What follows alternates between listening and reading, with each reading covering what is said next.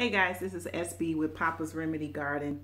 Thanks for coming out again to another episode of TBI Talk and Tea. Today, what I have here is some lovely red raspberry tea. Ooh, it's hot. And guess what else is in here? Well, we have coconut oil. Yeah. So most of you guys know I had a traumatic brain injury, so I try to get in enough fats, good fats in me every day. So I usually put coconut oil in my tea, a tablespoon or two. It gives me energy. It gives me a lot of energy from those good fats. And the red raspberry, I like red raspberry. It's a good toning and strengthening tea for the organs, and especially women. It's good for it's high in iron. It's a high iron tonic, something like that. So very good herb for toning and strengthening. It's a thyroid regulator. It tones the tissues, and yeah, that's why I like it. But it's a simple tea. This is our red raspberry with a tablespoon of some coconut oil. All right, so today's topic on TBI Talk and Tea is going to be a continuation, part 2 here today, about gluten not being my friend. And I looked up I did research some time back about the effects it has on the brain, the nerves, and the gut, you see. And so I did the research on it because I was experiencing a lot of problems after eating gluten. And like I said before, I really do enjoy the breads, the grains, I enjoy the pastries and the sweets, and that gluten that's in there, because it's a protein, it's in the grains. And actually there's gluten is like the umbrella word, and then there's different type of proteins, and it's put underneath that category, gluten. Interesting. So anyway, I'm just a little nerd, so just bear with me here. I find this stuff exciting, and especially after my car accident and having a traumatic brain injury, I had to pay more attention to my body and how it responded to certain foods that I was taking in. Like I said, I love those pies and cakes and cookies and rolls and bread and all that good stuff, biscuits. But I found that it's certain type of grains I can't have. So another way of getting in control, so I won't sit here and just constantly inflict more problems on myself on top of what I'm trying to heal from. I don't need that. So anyway, today's topic is about gluten and the effects on the brain, nerve, and the gut. So I'm just going to be straightforward with you, read a couple of things from my notebook that I had. So this is not SB making up stuff. This is stuff that I actually researched, and you should do the same thing too. Do it. Get in control of what's going on inside of you as much as you possibly can. Okay? And learn what could be causing you more damage constantly, because we're eating every day. But anyway, gluten. Let's talk about how it damages the brain and the nervous system. I'm literally just sharing with you information that I learned from my research. So let's talk about it. All right. So when gluten gets into, let's talk about the gut. When it gets into your gut, right? It goes into your intestines. You know how your intestines are shaped, right? And it can cause little holes in that intestine wall. And those food particles and toxins and things like that start leaking out into your bloodstream, and your immune system is saying, wait a minute, what is this? And it attacks it, and it causes an inflammatory response. Not good. Did you know that it can also leak? It actually go into your brain. So you have like a leaky brain. Okay, so you have this blood-brain barrier that's supposed to protect you from things that comes in. So what comes in and what goes out, and certain things are not allowed to come past that brain barrier. But gluten can cause the tight, I guess you can say junctions, or that's make up the brain. I guess you can say like the fabric of the brain. to become permeable. And so here it comes into the brain. And an inflammatory response can happen there too. So what happens when you have an inflammatory response? A lot can happen. So you might have inflammatory responses. Could be a headache is a result of an inflammatory response. Maybe arthritis is, right? We talk about different parts of the body, right? Maybe you'll have thyroid issues like hypothyroidism, right? You might have rheumatoid arthritis, lupus, irritable bowel syndrome, inflammation, right? All because your gut is leaking, all because of the foods you're taking in. And one of the foods that can cause it is glutinous foods, right? And so just think of the effect it's having on your brain when gluten actually causes that inflammatory response in your brain. I just want to say this. All right, here we go. It can damage the brain by breaking down that protective layer, which I just said, called what? The blood-brain barrier, right? And this barrier is necessary, okay? And what it comes in and out of the brain, and it keeps the harmful things out, right? But inflammation, right? When you have that gluten sensitivity, what happens? That barrier starts to break down, and so the harmful things start to enter the environment of the brain, right? Inflammation happens, and what next happens is it damages the brain tissue. Yeah. So this is research.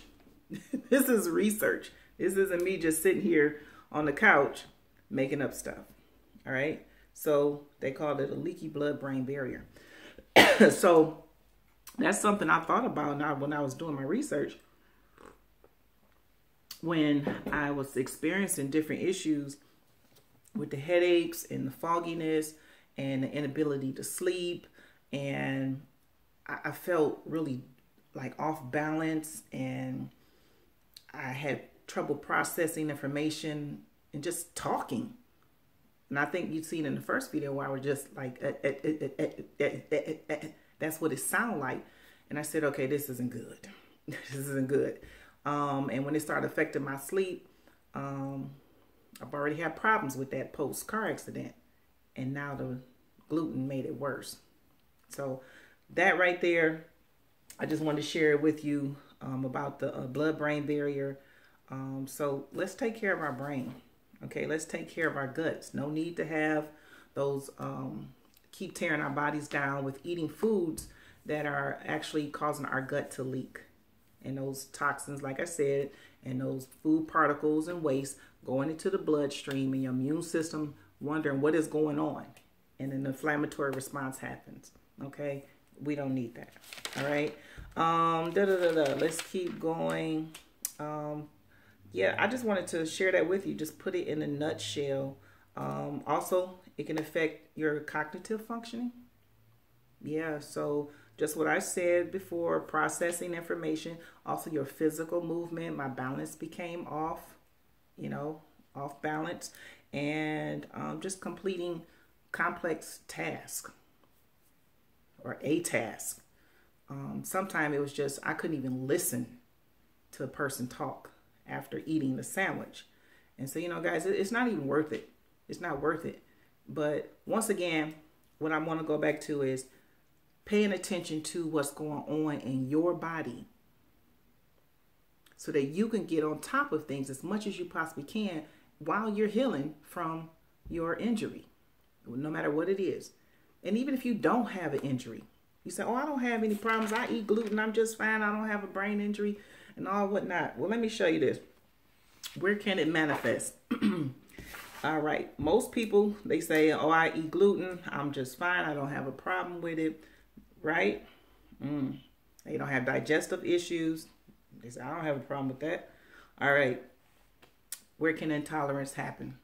It can show up in your skin with the rashes, the eczema, right? In your joints. What did I just say? Rheumatoid arthritis, right? Yeah.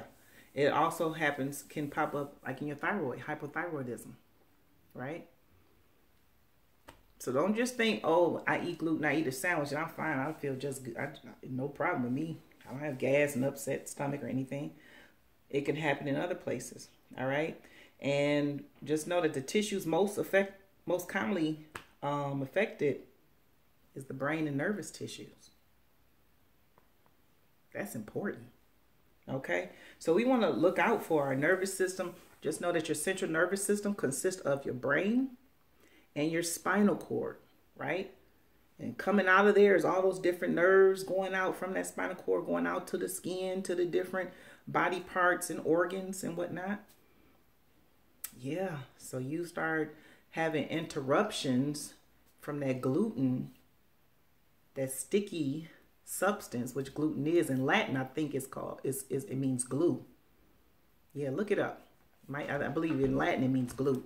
So we got to be careful and be mindful. Take care of our bodies. Keep it healthy, and just remember that it's not worth it. What's on your plate can actually deteriorate you,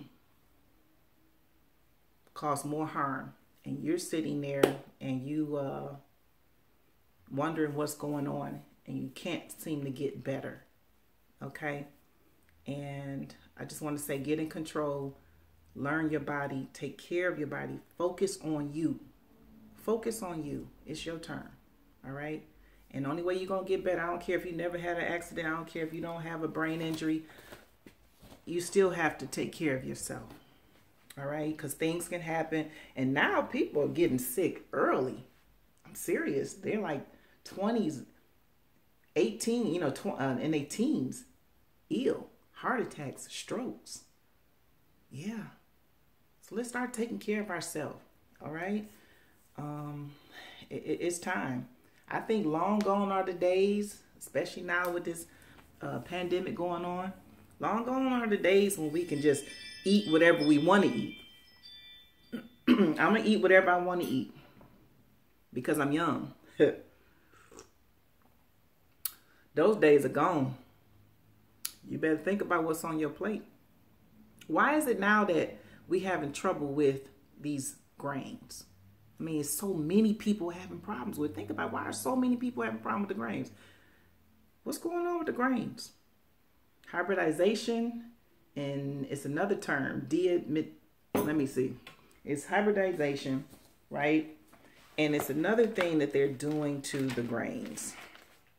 Deamidation. Might be saying it right, might be saying it wrong.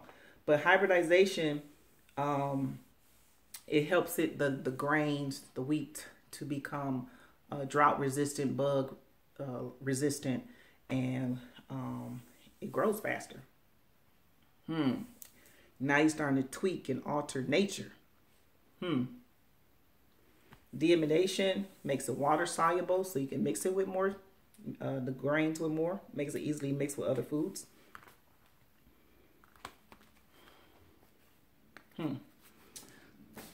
Well, look those terms up yourself. Look it up and see how wheat has changed. It's one of my favorite shows is Little House on the Prairie. And I see them making grains, making breads and rolls and things.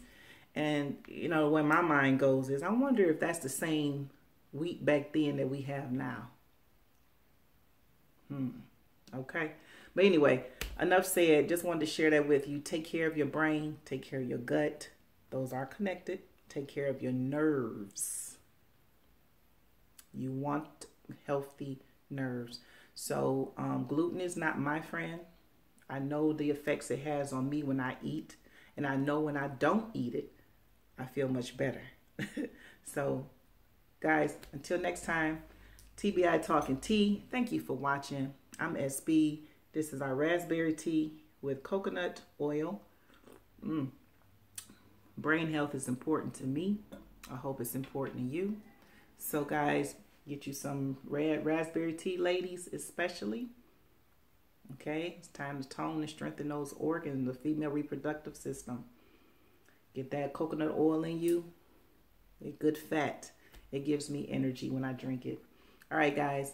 Until next time, love your body, take care of your body, and remember the answers are in the earth, and you must take care of you.